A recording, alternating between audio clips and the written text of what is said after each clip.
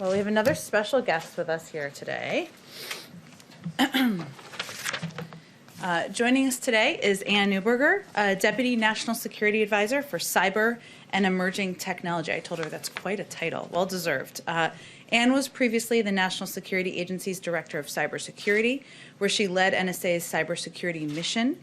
Prior to that role, she led NSA's election security effort and served as Assistant Deputy Director of NSA's Operations Directorate, overseeing foreign intelligence and cybersecurity operations. She also previously served as NSA's first Chief Risk Officer, as Director of NSA's Commercial Solutions Center, as Director of Enduring Security Framework Cybersecurity Public-Private Partnership, as the Navy's Deputy Chief Management Officer, and as a White House Fellow. She is going to provide all of you an update on the administration's work related to solar winds. And she's willing to take a couple of questions. As usual, I will play the bad cop. Well, come on over, Ann, when you're ready. Good afternoon. It's great to be here with you today. So I'll give an update across our SolarWinds work. What happened? How did it happen? And what are we doing about it? So first, what happened? Hackers launched a broad and indiscriminate effort to compromise the network management software used by both government and the private sector. The intelligence community is looking at who is responsible. Until that study is complete, I'll use the language we previously used, which was to say an advanced persistent threat actor, likely of Russian origin, was responsible. As of today, 9 federal agencies and about 100 private sector companies were compromised. As you know, roughly 18,000 entities downloaded the malicious update, so the scale of potential access far exceeded the number of known compromises. Many of the private sector compromises are technology companies, including networks of companies whose products could be used to launch additional intrusions. So why does this matter? Why is this significant? The techniques that were used lead us to believe that any files or emails on a compromised network were likely to be compromised. The scope and scale of our investigation is underway, and we look forward to providing you future updates in the future. So how did this happen? There's 2 parts to that, them and us. The actor was a sophisticated, advanced persistent threat. Advanced, because the level of knowledge they showed about the technology and the way they compromised it truly was sophisticated. Persistent, they focused on the identity part of the network, which is the hardest to clean up. And threat, the scope and scale to networks, to information, makes this more than an isolated case of espionage. And then us. There's a lack of domestic visibility. So as a country, we choose to have both privacy and security. So the intelligence community largely has no visibility into private sector networks. The hackers launched the hack from inside the United States, which further made it difficult for the US government to observe their activity. Even within federal networks, a culture and authorities inhibit visibility, which is something we need to address. I want to take a moment to thank the public and private sector network defenders who've been working very hard to find and expel these adversaries from both government and private sector networks. So finally, and most significantly, what are we going to do about it? 3 things. First, finding and expelling the adversary. Second, building back better to modernize federal defenses and reduce the risk of this happening again. And finally, potential response options to the perpetrators. So first, finding and expelling the adversary. We're coordinating the interagency response from the National Security Council. I was on the Hill last week, had Hill discussions this week, and will be on the Hill next week as well. We're working closely with daily conversations with our private sector partners. They have visibility and technology that is key to understanding the scope and scale of compromise. There are legal barriers and disincentives to the private sector sharing information with the government that is something we need to overcome. And then finally, this is challenging. This is a sophisticated actor who did their best to hide their tracks. We believe it took them months to plan and execute this compromise. It'll take us some time to uncover this layer by layer. Second, building back better to modernize federal defenses. We're absolutely committed to reducing the risk this happens again. If you can't see a network, you can't defend a network. And federal networks, cybersecurity, need investment and more of an integrated approach to detect and block such threats. We're also working on close to about a dozen things, likely 8 will pass. They'll be part of an upcoming executive action to address the gaps we've identified in our review of this incident. And finally, in terms of response to the perpetrator, discussions are underway. I know some of you will want to know what kind of options are being contemplated. What I will share with you is how I frame this in my own mind. This isn't the only case of malicious cyber activity of likely Russian origin, either for us or for our allies and partners. So as we contemplate future response options, we're considering holistically what those activities were. I look forward to coming back and keeping you posted as we continue identifying the scope and scale and continue our execution. And thank you so much for your time. Does anyone have any questions? Go ahead, Phil. Thanks, Anne, for doing this. Just to 30,000 footage, do you have a time frame in terms of how long this investigation will take? And then, obviously, you're not going to lay out specific details of what you will do in response, but do you have a timeline on the response as well as a tag to whenever the investigation ends, or how are you guys thinking through that? So most importantly, as we're looking at what caused the solar winds, we're also executing the 3 things I talked about. We're working to expel the adversary, we're working to build those networks and improve the cybersecurity of federal networks, and we're also carefully thinking through how we respond. So the investigation, as I noted, because of the sophistication, it's taking us layer by layer, but we're working at the same pace to ensure we lock down networks and really think through how to ensure this doesn't happen again in the future. And do you have a timeline? I understand it's complicated, but how long it would take to go layer by layer and really understand the scope?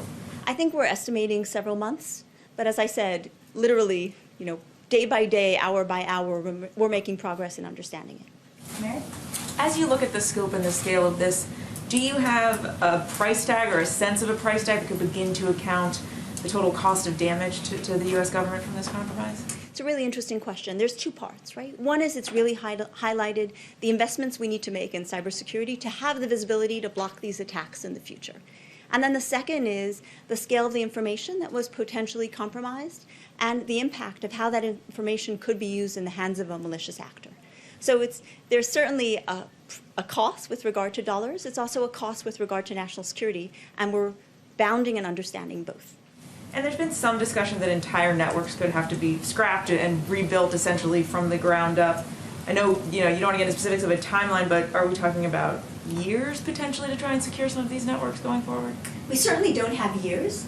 It's wise when planning in cybersecurity to consider the worst case, particularly when you're dealing with such a sophisticated attacker in that way. So we know we don't have years, and the remediation, the fix and cleanup work is underway already. And we'll be doing it in a careful way to ensure that we lock down layer by layer. But we know it's going to be a lot shorter than that. Go ahead, and what have we specifically learned about this attack in terms of kind of the data that was stolen and agencies that were impacted? We know the number, but what kind of communications were really impacted by this hack? Good question. One of the things we've done from the White House is do a coordinated set of questions to assess that and pull that piece together. It varies agency by agency, and certainly there is national security impact, and that is what we're looking to consider, both how we manage the risk of that and how we address it for the future. And do we have any understanding of kind of the motive that drove this attack? I mean, based on the assessment that you've had, what were the hackers really trying to go after? I mean, any particular agency out of the 9 that you found that they were going after? Certainly, as we look at the agencies, there are a number of those of high foreign intelligence interest to a foreign government. So we know that was certainly one goal. But as I noted earlier, when there is a compromise of this scope and scale, both across government and across the U.S. technology sector to lead to follow-on intrusions, it is more than a single incident of espionage. It's fundamentally of concern for the ability for this to become disruptive.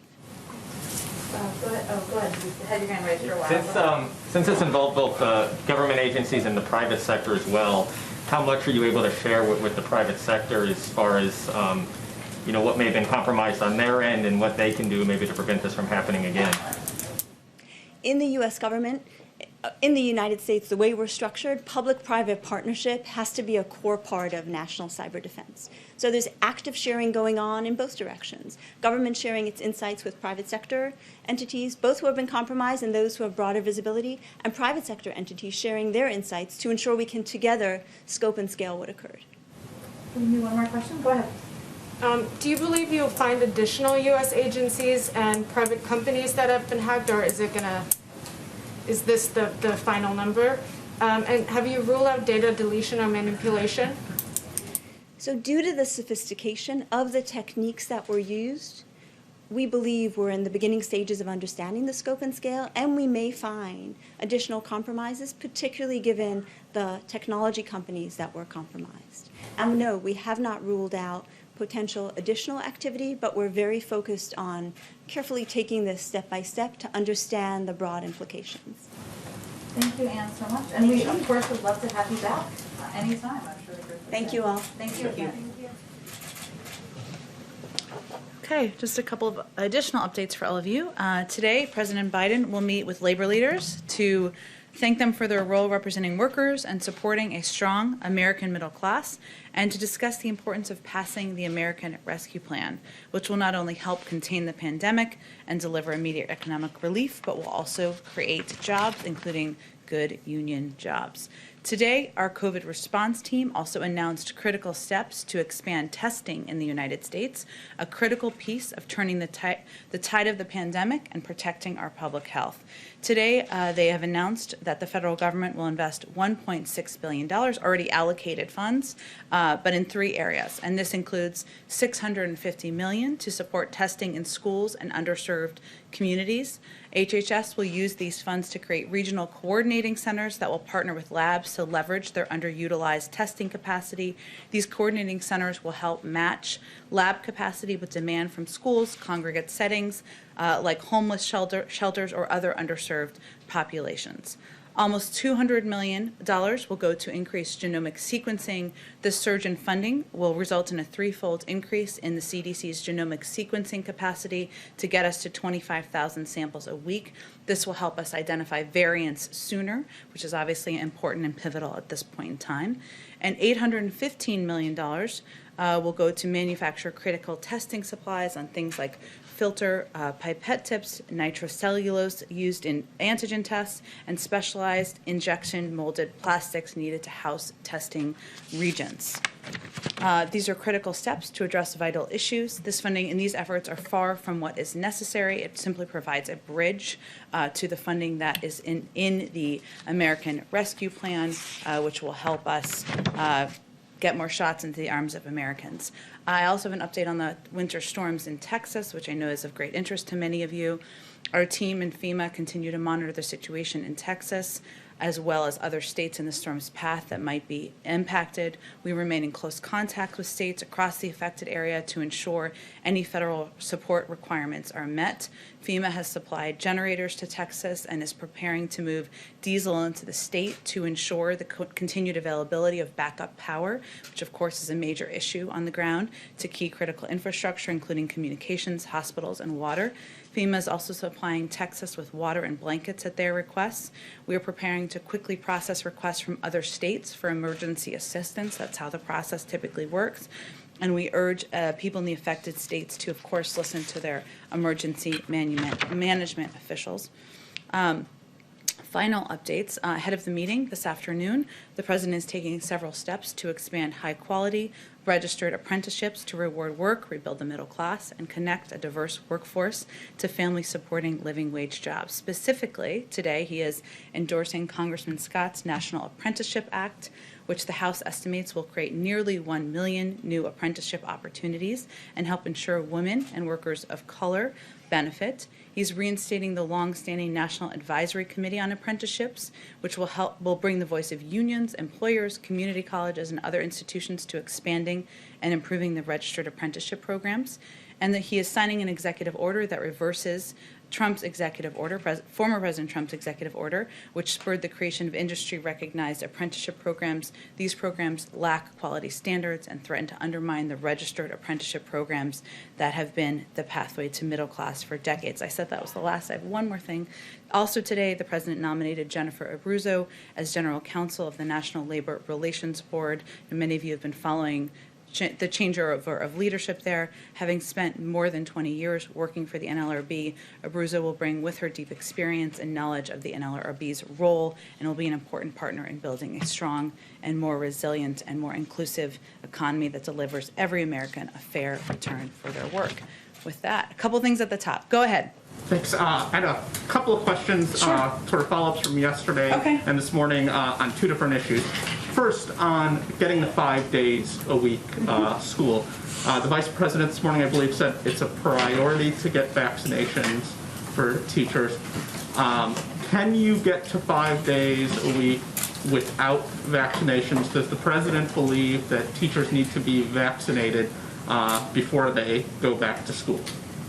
No, neither the president nor the vice president believe that it is a requirement. The CDC guidelines included a range of mitigation steps, including vaccinations, as recommendations. But the mitigation steps also included steps like social distancing, the need for smaller class sizes, the need for sanitation. So this was one of several steps recommended in the CDC guidelines. Now, at the same time, the president and the vice president both believe that teachers should be prioritized. And as you all know, that's up to states to determine. There are federal recommendations. About half of the country, about half of the states in the country have prioritized teachers, and they both feel that's important, including child health care workers, and they both feel that that's something that is impacting working women and moms who are trying to go back to work and trying to make sure that their kids have the attention and child care they need. So it's not a requirement to reopen schools, but they believe that teachers should be prioritized.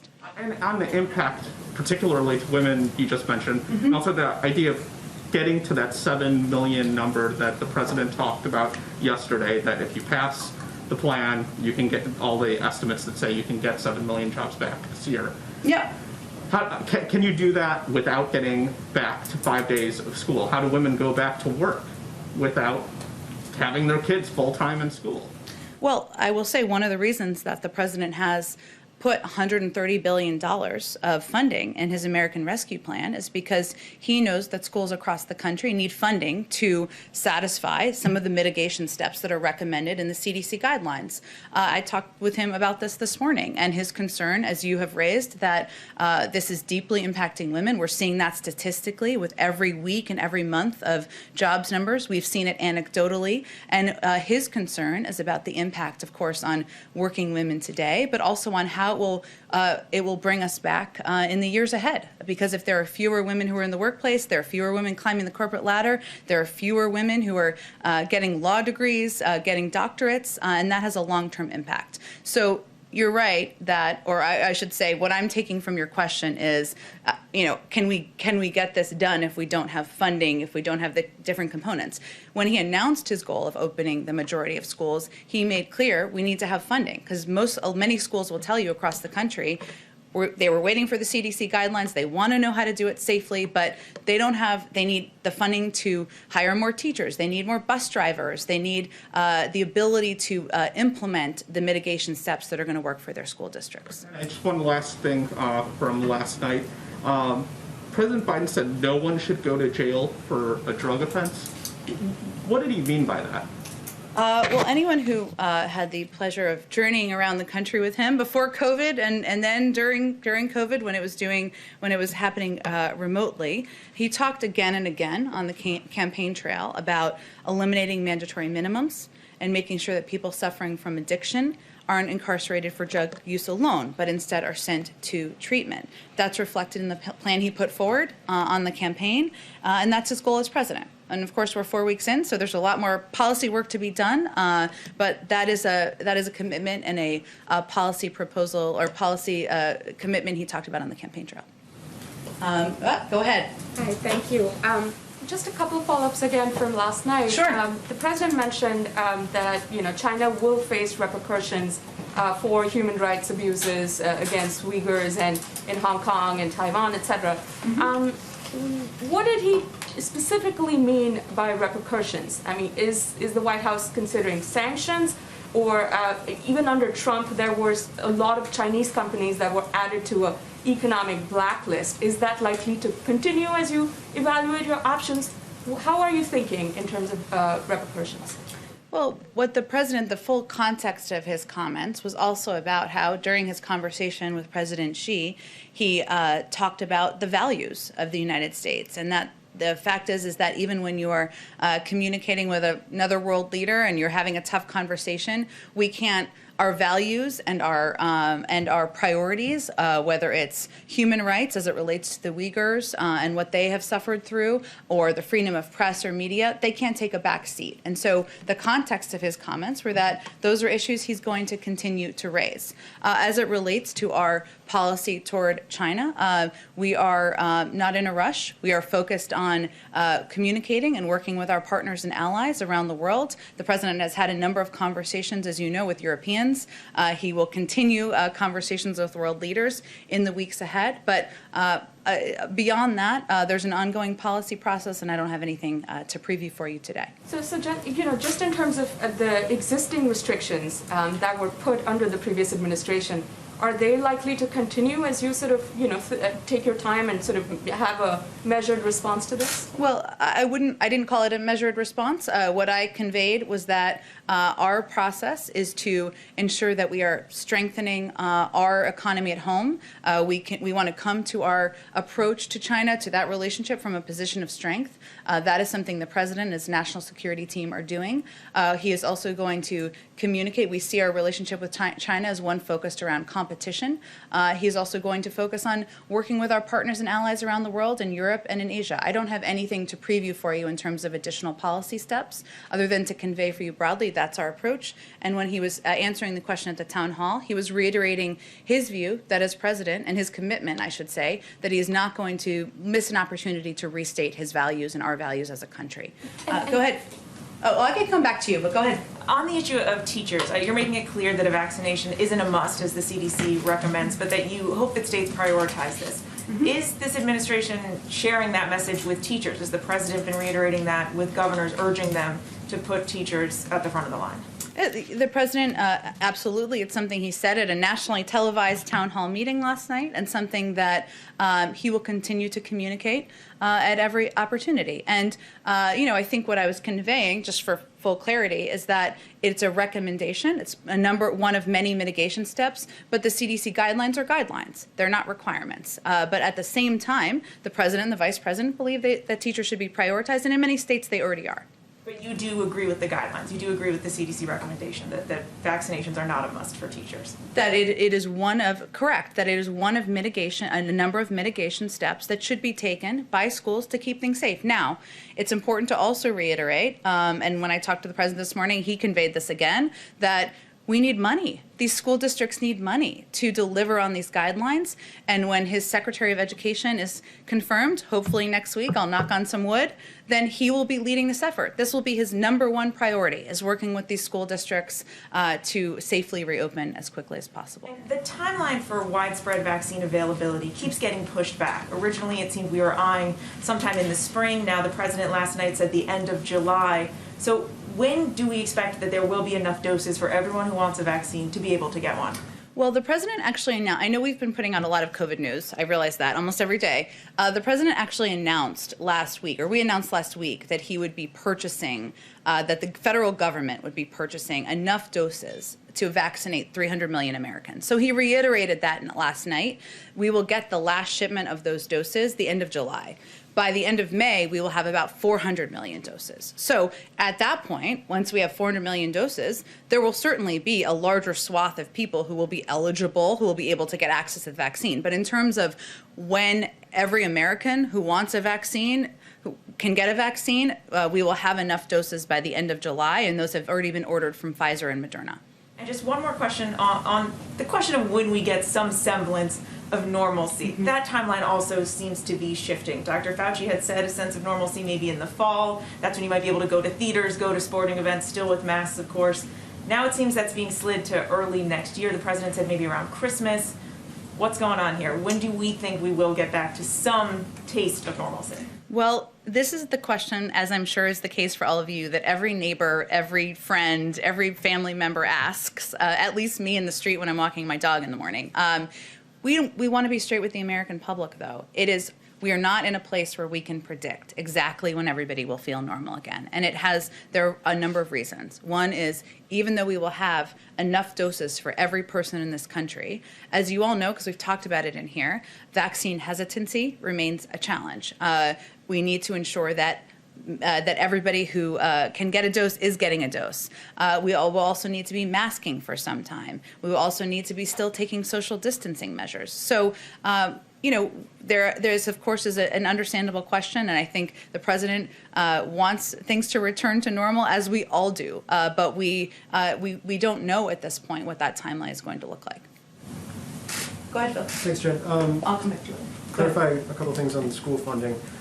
Are the goals as they're laid out right now for reopening entirely contingent on having the $130 billion, or are those goals to reopen a majority of schools by the end of 100 days based on not having that money, and that money will only serve to turbocharge things? Well, when the president announced his goal of reopening the majority of schools in 100 days, he conveyed that money was a pivotal part of that. And it is. And it is not. It is up to, of course, local school districts to determine which mitigation steps they will take. It is up to them to determine how they will use accessible funds. But that funding is needed by school districts across the country, and I think will be, essential to our success. I guess what I'm asking is the scale of what the CDC is recommending in terms of the changes some schools would have to make, whether it's through their HVAC systems or their spacing, or, as you noted, hiring bus drivers, teachers. That would take time. It takes time to get money out the door. How does that impact the first 100 days? It impacts it because it means there's an urgency to getting this money through and to ensuring that schools have the ability to plan ahead. Some of these schools, and obviously I'm not speaking to any particular district, but broadly speaking, they have funding that they can front load, right? But they need to know their security of funding that is ahead. And so this funding is essential to being able to provide the necessary resources to many schools across the country that want to implement these mitigation measures, take the steps, work with their local school districts and school boards to do it, but don't have the resources to effectively do it. And again, as soon as our education secretary is sworn in, this is going to be his #1 priority. Can I just Go ahead. Really quick ones. Sure. The president mentioned, it didn't seem like he was endorsing it, just that he mentioned it, the idea of summer school. Is that something he would Doesn't like to every kid want summer school? It's Sounds the like dream. Your kids it's like probably a want summer school. nightmare. But is that something he would like to see? I know it's in the discussion, and I know it's up to school districts. And is that something he'd like to do if schools are able to reopen, to have full semesters for summer school? Well, it is something that is an option. And, our Department of Education is also undergoing a study to determine the impact of COVID on kids and schools. And what is the impact of doing remote learning? What's the impact of not being in school with your teacher? And from that, they'll be able to work with school districts on what's going to work best to address the challenges and needs that they're finding through that study. But this funding that is in the American Rescue Plan can be used for a range of purposes. And we've talked about a lot of them: bus drivers, hiring of temporary teachers, PPE or other equipment, but also can be used for tutoring or summer school in cases where that would be an appropriate step. And it's really going to be up to the school districts to determine that. Go ahead. Jen, you've said that the president's preference is that states prioritize teachers. Mm-hmm. This is a vaccine that's being provided for free to the states by the federal government. Can't you mandate that states prioritize teachers? We can provide federal guidelines, which is exactly what we've done, but we work in close partnership and coordination with states to make recommendations on the prioritization, and they implement. Of course, the power of the presidency and the power of the vice presidency is certainly conveying what their preference is, which they have both done over the last 24 hours, but that's not how the process has worked, and I don't anticipate that's how it would work moving forward. Got it. And then the president said yesterday his goal is to have the majority of K-8 schools open 5 days a week, 5 day 100. What about high schools? What's the goal for them?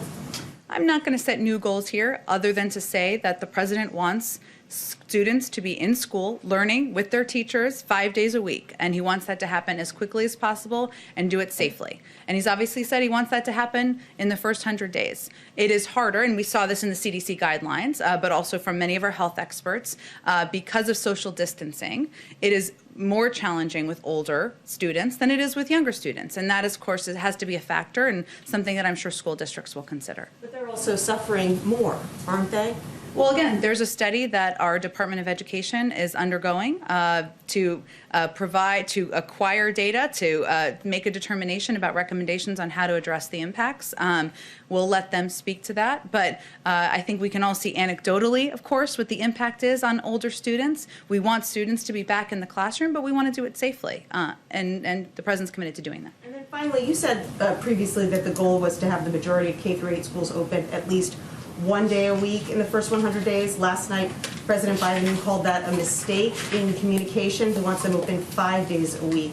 So can you clarify what is the administration's goal for reopening K-8 schools in the first 100 days? Well, I'm not going to take it personally that you don't hang on every word that I say in here. I did say last Thursday that the President will not rest until every school is open 5 days a week. That is our goal. That is what we want to achieve, but we look forward to seeing and hearing the CDC guidelines to gain a better understanding of what steps that will entail or should entail. I also said I can assure any parent listening that his objective, his commitment is to ensure schools are open 5 days a week. So I think we've been consistent for the last several days, and certainly when I initially said 1 day a week, it was our floor, it was not our ceiling, but without a doubt, the President wants schools to open 5 days a week, wants students to be in the classroom, wants to do that safely. We now have some guidelines from the CDC with several mitigation steps.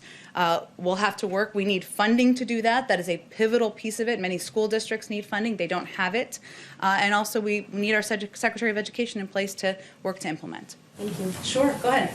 Another follow-up on last night. The President said pretty clearly that he doesn't think he has the authority to cancel $50,000 in student loan debt.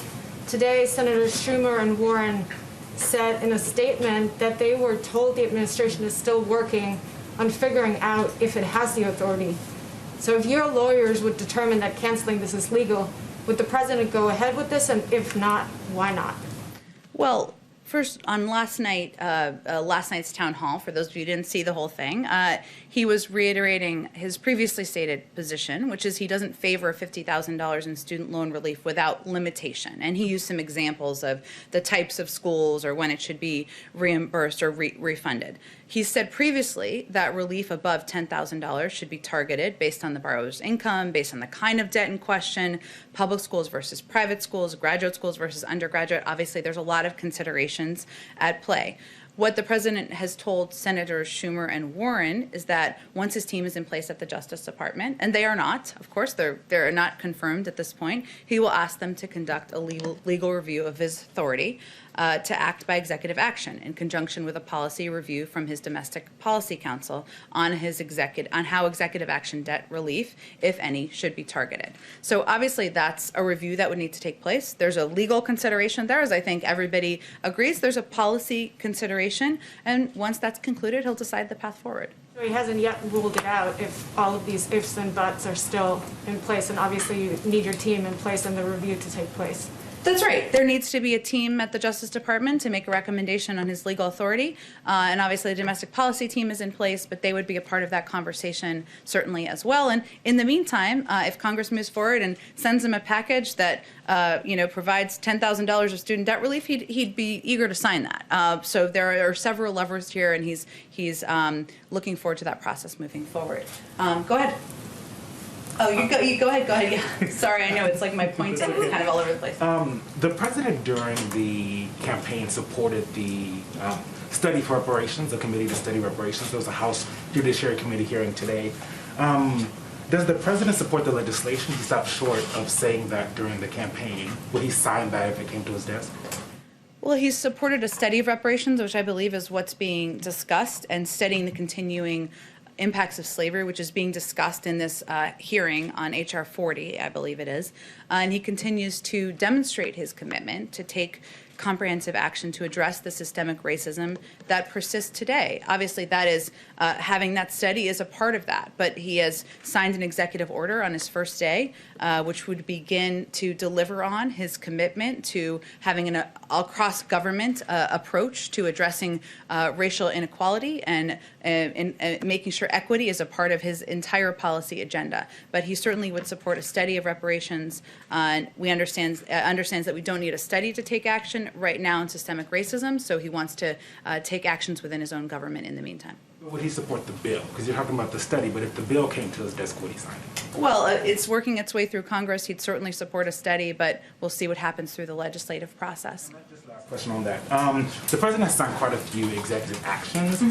Why not on this issue create a commission and by executive order?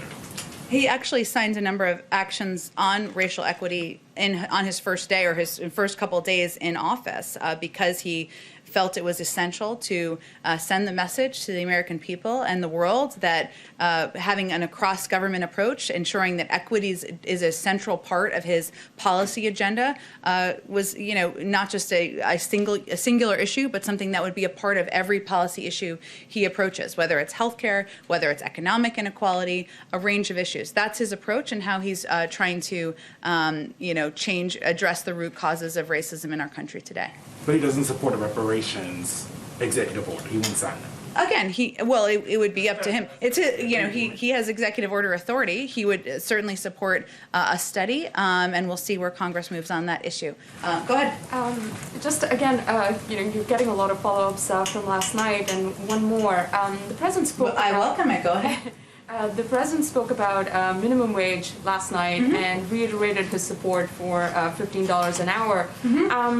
And at the same time, he also tried to explain sort of a gradual rollout, and he spoke about 12, 13. We appreciate the clarification your office put out this morning about what that would look like. I'm just trying to get a better understanding of whether the White House will still insist that $15 go into the bill, the COVID relief bill now, and if that is not happening, what is the path forward? Is it the House legislation talking about $15 by October 2025? Is that what the White House will support if this doesn't happen? What is it looking like? Well, we're in the middle of the legislative process for the American Rescue Plan, and we fully recognize, as does the president, having served in the Senate for 36 years, that his bill that he proposed that included a $15 minimum wage increase, included many other key components, may not look exactly the same on the other end when it comes out of the sausage-making machine. But he put it in there, a raise of the minimum wage, because he feels it's important, it's a priority, and that men and women who are working hard, who are living on, making an honest living, shouldn't be living at the poverty level. We will let that process see itself through. It's not even to the Senate yet, and it will move its way through the Senate process and hopefully soon, but I'm not going to get ahead of the process in Congress. So you're still optimistic, Jen, that $15 will make it into this package and will become a reality? We'll see. It's up to members of Congress to determine what the final package looks like. It's a priority to the president. That's why he put it in the package. But he also, and I appreciate you referencing, where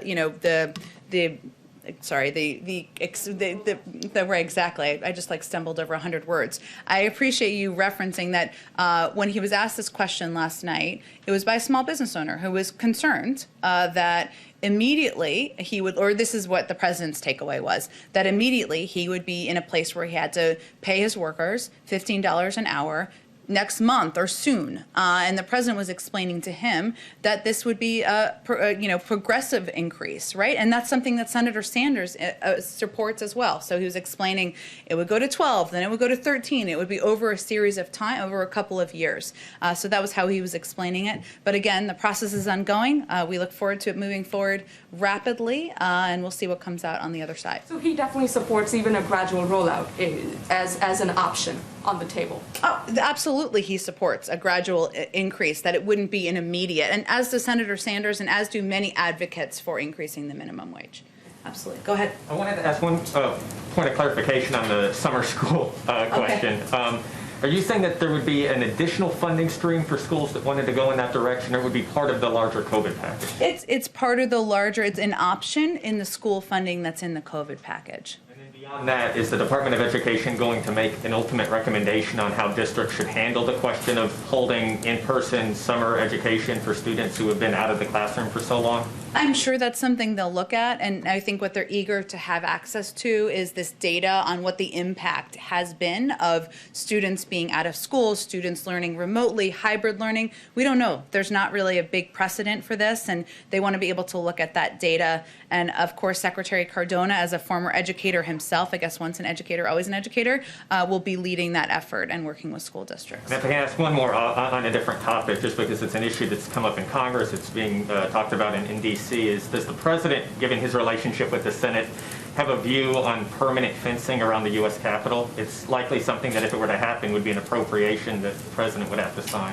It's really up to Congress to determine what measures need to be taken, and I'm sure they're working with their own, the Capitol Police and others to make that determination, but we don't have any further comment from here or evaluation. Go ahead. Thanks, Jen.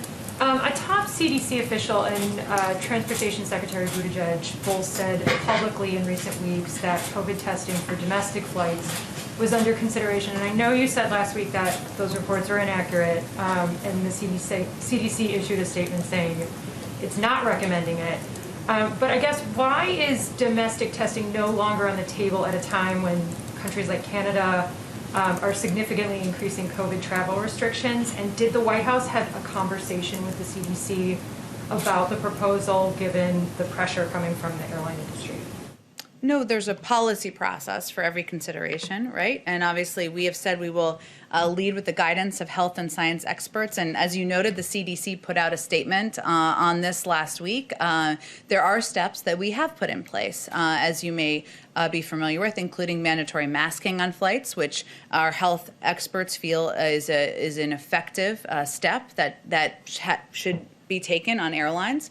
And also, we've limited restricted travel from international travel. But that's not a step that was determined was essential to be made. So we will follow the guidelines. Go ahead. Thanks. I want to get back to the Texas crisis. So about a decade ago, federal regulators suggested, they urged Texas to weatherize its power grid. That largely did not happen, or it certainly didn't happen enough. And of course, it was only a suggestion because Texas is not part of the national grid. You may have seen that Rick Perry, the former Energy Secretary and Governor of Texas, has said today that Texans would rather endure days of blackouts than submit to federal regulation. Is the president willing to leave 30 million Texans off of the national grid? There's a lot packed into that question. I will do my best to answer it. Let me first say that building resilient and sustainable infrastructure that can withstand extreme weather and a changing climate will play an integral role in creating millions of good-paying union jobs, creating a clean energy economy, and meeting the president's goal of reaching a net zero emissions future by 2050, and also will be beneficial in future storms. I will say that there has been some inaccurate accusations out there. I'm not sure if former Secretary Perry made these, but that it was that suggested that renewables caused failures in Texas's power grid, and actually numerous reports have actually shown the contrary, that it was failures in coal and natural gas that contributed to the state's power shortages. And officials at the Electric Reliability Council of Texas, which operates the state's power grid, have gone so far as to say that failures in wind and solar were the least significant factors in the blackouts. I know that wasn't exactly your question, but I just wanted to convey that since there's been a lot of confusion about it. Beyond that, about the power grid, I would certainly send you to the Department of Energy for any further comment on that particular line of questioning. Also on the crisis, a lot of Texans are concerned that their homeowner's insurance is not going to cover, for instance, pipes that burst. Some policies might cover that, some might not. Will FEMA make people whole for that kind of damage? I would certainly send you to FEMA. They obviously, as I noted at the top, are very involved in providing generators, water, essential steps. But in any crisis and the recovery of it, there are typically many agencies involved. FEMA is a coordinating body, as you all know, but just for others. But I would send you to them for any other update on that. All right. Quick question from this morning. The Sure. president received ashes for Ash Wednesday. What, if anything, is he giving up for Lent? Oh, what a good question. I should have asked him that question today. I will have to follow up with you on that particular question. I don't know. Sometimes people don't give something up. Sometimes they do something good. So it could be either option, but I will see if I can get more information. I'm sorry, I have a question from outside the room, if I may. Sure, A quick go ahead. question. There's a move apparently to rename the Las Vegas airport for Harry Reid. Any idea if the president would support that? I have not spoken with him about that. I know obviously he has a great deal of respect for Senator Reid. They worked together for many years. He was an incredibly important partner during the Obama-Biden administration to the then vice president. But in terms of the renaming of airports, I believe that's Congress to determine that. But I will see if the president has any further comment on it. He is, of course, a big Harry Reid fan. Go ahead. Thanks, Jen. I have a couple different questions. First of all, is the president going to release a statement or say something about Rush Limbaugh? I know, obviously, the news just came out in about the last hour before I had come out. I can say I'm not sure if we'll release a statement from the president. He has spoken to, in the past, to Rush Limbaugh's sickness and illness at the time, and certainly, his condolences go out to the family and the friends of Rush Limbaugh, who have, of course, lost him today. But I don't know that I anticipate a statement from the president, but I can certainly pass on his condolences and expression of support for the family. Thanks. And on a different topic, is the administration going to get involved in the case of Princess Latifah, the daughter of the Dubai ruler who has released videos claiming to be held hostage? I'm happy to follow up with our national security team on that particular question as well. Go ahead in the back. Thanks, Jen. I want to ask you about the meeting that's going to take place in a little bit with the labor leaders.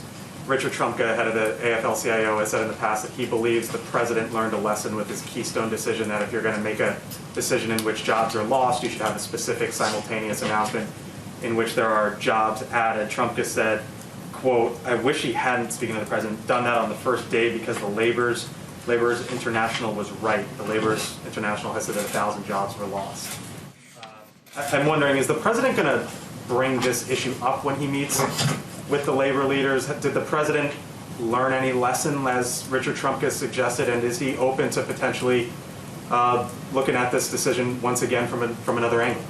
Well, this is not the first time this has happened in here, where there's been about half of Richard Trumka's statement or comment in that particular interview shared and not the full context. And the other context, I unfortunately don't have it in front of me, is about his belief that the president is committed to creating good-paying union jobs. And that is certainly what will be central to the discussion the president has with union leaders today, including his desire to create good, clean energy good-paying union jobs, and that he believes that those two can simultaneously happen.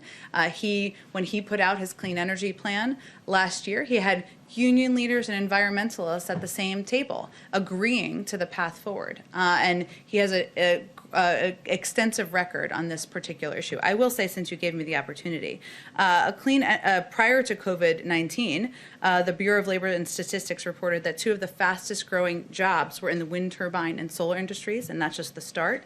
The National Academies of Sciences reported last week that a transition to a net zero emissions economy could grow millions of jobs over the next decade. And our plan, the president's plan, which he'll talk about today, will make historic investments in infrastructure in the auto industry and transit in the power sector, creating millions of good union jobs, and in the process also addressing the climate crisis head on. I'm sure he'll talk about that with the union leaders today. Can I ask you about other future plans as well? Sure. You said yesterday, quote, "We haven't yet determined what the next priority forward would be, but he," meaning the president, "is engaging with his policy team." Earlier this month, when the president met in the Oval with House Democrats, he said, quote, "I can hardly wait to sit down with Peter DeFazio to work on infrastructure.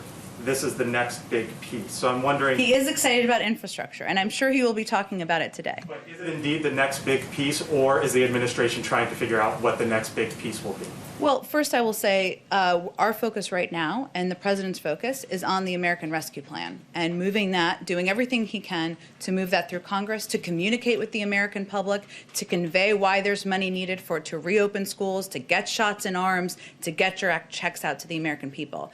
I would not expect him to lay out next pieces of his agenda until that package is through and signed and that relief is going out to the public. In the interim period, he's going to consult with a range of stakeholders, labor leaders today, members of Congress and Senate leaders last week. He had a discussion with the American public on television during a town hall last night to determine what the next steps look like. Infrastructure is certainly an issue he's had a long passion for. He does believe it creates good paying union jobs. He thinks they can be done as clean energy jobs, but we're going to focus our efforts at this point in time on the American Rescue Plan. And if I may, one more. The vice president said, speaking of of vaccines and distribution, COVID, etc. She said, quote, "In many ways, we are starting from scratch on something that's been raging for almost a year. However, Dr. Fauci has recently said, quote, we're not starting from scratch because there is activity going on in the distribution, and even today, your administration said that there was, I believe the number was 892,000 doses that were administered in the final week before the president took over. So is that the best message to say that this administration started from scratch when there were indeed doses going out the door, and folks like Dr. Fauci say that's not the case? Well, I don't think most governors or most of the American people would tell you that they think it was handled effectively and efficiently by the prior administration, given we are where we are. When the president came in and the vice president came in, there were not enough vaccines, there were not enough vaccinators, there were not enough vaccination locations. They've taken significant steps to address all of those issues. Yes, in the week prior to the president taking office, there were about 800 to 900,000, as you said, doses being given a day. The average was about 400 to 500,000 prior to that. Last week, the average was 1.7 million a day. So there are significant steps that have been taken. What they were conveying was that we did not have a comprehensive plan. There were not enough vaccines. There was not enough coordination with governors and local officials, and there were not enough places where people could get the vaccine. And now we're working to address that. And it was important for the vice president to convey that because the American people need to know what we're digging out of. And that was why she said it. Go ahead. Oh, let me go to the back because he hasn't had a question yet, and I'll come to you. Question on Tokyo Summer Olympic Games. So President say any decision must be based on science. But I'd like to know how soon he expects to see a final decision of if there will be any Tokyo Olympic Games as scheduled. As of now, is he confident there will be a safe Olympic Games in Tokyo? I just don't have an update. I understand the question. Lots of focus and interest on the Olympics, but I don't have any update from here. He will participate in the G7 meeting this coming Friday. I understand he will focus on pandemic, economic, and China. But should we expect there to be more discussions such as Tokyo Summer Olympic Games? We'll see. I'm sure there'll be a range of issues that are raised by the members of the G7, and it's an important opportunity to have a conversation. And obviously, he'll be delivering remarks. I think we'll be previewing his remarks, which will give him a little bit more time to work on since he was traveling yesterday. Later, probably tomorrow night in advance of Friday, and there'll be more of an overview of what you should expect him to talk about. Go ahead. Yes, I just had a point of clarification on student loans. As I understood it last night at the town hall, President Biden said he was prepared to write off $10,000 in loans, but not $50,000 because he doesn't think he has the authority. And you said that that legal review still has to take place, but is the door, for the president himself, is the door to $50,000 essentially closed at this point? The president has previously stated that he does not favor $50,000 in student loan relief without limitation. And some of what he talked about last night, much more extensively than what I'm about to say, but is that, there are a lot of factors. Public schools versus private schools, graduate schools versus undergraduate schools. And he also believes that he continues to believe that relief above $10,000 should be targeted. And $10,000 he's conveyed, because there's been proposals in Congress, as you probably know, that he'd be eager to sign that bill that Congress can pass. But yes, there's a legal review. There's going to be a review by our domestic policy team to consider all of these options. And we'll wait for that conclusion before a final decision is made. Gotcha. And then one other question, just building off of the earlier questions about Texas. Does the White House believe that more should have happened earlier to better prepare Texas power grids and water systems for climate change? And what does the White House believe needs to happen there and in other states going forward? And does the kind of crisis we're seeing right now make any of those things more urgent? It's a really important question. I think our focus, though, right now is on providing relief to the emergency situation that we're seeing in Texas and in surrounding states. I'm sure there'll be time to look back and evaluate what better preparations, if better preparation should have been done, could have been made. But at this point in time, we're just focused on getting relief to the people in the state and the surrounding states, I should say. Great. Go ahead. Question on going back to the 5 days of school. Sure. So again, at the end of the day, unions, local school officials, governors will have the ultimate say on this. So is the president and the end of the day, is he setting a goal that he can't meet and that is ultimately not his to meet? Well, you're right in the sense that, and this kind of goes back to one of Nancy's earlier questions, right? This is going to be up to local schools and school districts. However, what has been lacking is clear federal guidelines based on science, done by health experts to give schools a better understanding or a better roadmap for what mitigation steps they can take to ensure their teachers, their students, their community can return safely. That was what was announced by the CDC, of course, on Friday. The role that the president can play, I'm not the president, I'm speaking for him. The role the president can play is to work with Congress to get the necessary funding. That is the role he can really play. That is why his focus is on the American Rescue Plan, working with Congress.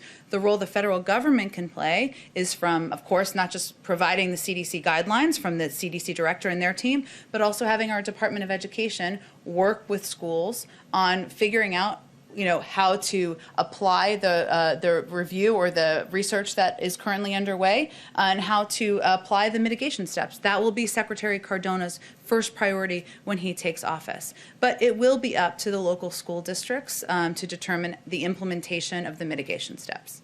Thanks, Jim. Thank you, everyone. Thank you.